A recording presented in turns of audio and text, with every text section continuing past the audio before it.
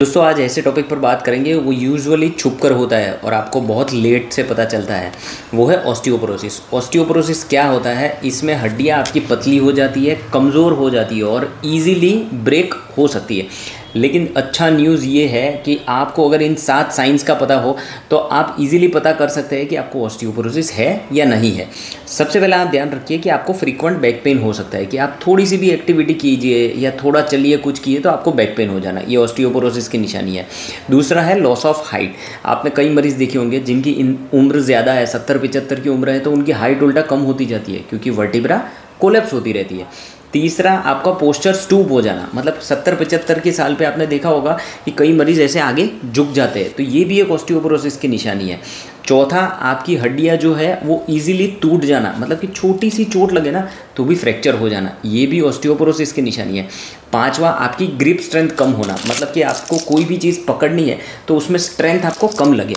छठा होता है डेंटल प्रॉब्लम। डेंटल प्रॉब्लम कैसे होता है? क्योंकि ये दांत जो है ना ये आपकी हड्डी में जाके जॉइन होते हैं। अगर आपकी हड्डियाँ ही कमज़ोर है तो आपको दांत के प्रॉब्लम्स हो सकते हैं।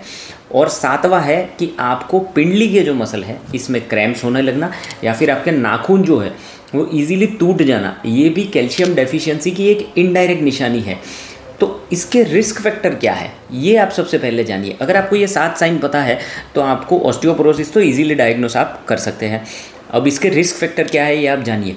सबसे पहला 50 से ज़्यादा की उम्र और आपका फीमेल होना, क्योंकि ये फीमेल में ज़्यादा देखा जाता है।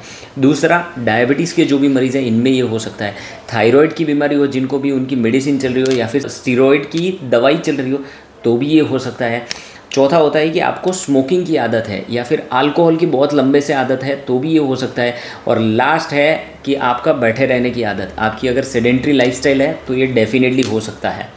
अब इसकी ट्रीटमेंट में क्या किया जा सकता है? सबसे पहला है कि कैल्शियम रिच खाना खाइए। आप दूध लीजिए, दही लीजिए, पनीर लीजिए, बादाम लीजिए। विटामिन डी के लिए आप सनलाइट में बैठिए। इन सब से आपको ऑस्टियोपोरोसिस से मुक्ति मिल सकती है। दूसरा है आपको एक्टिविटी करनी है, वेट बेरिंग एक्टिविटीज़, जैसे कि आप वॉकिंग करेंगे, जॉगिंग करेंगे, स्किपिंग करेंगे, तो इन सब से आपकी हड्डियाँ मजबूत हो सकती है।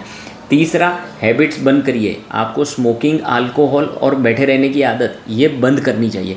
चौथा आपकी 50 से ज़्यादा की उम्र है तो आपको हर साल डेक्सा स्कैन कराना ही चाहिए कि जिससे आपको पता चले कि आपकी हड्डियाँ कितनी कमज़ोर है।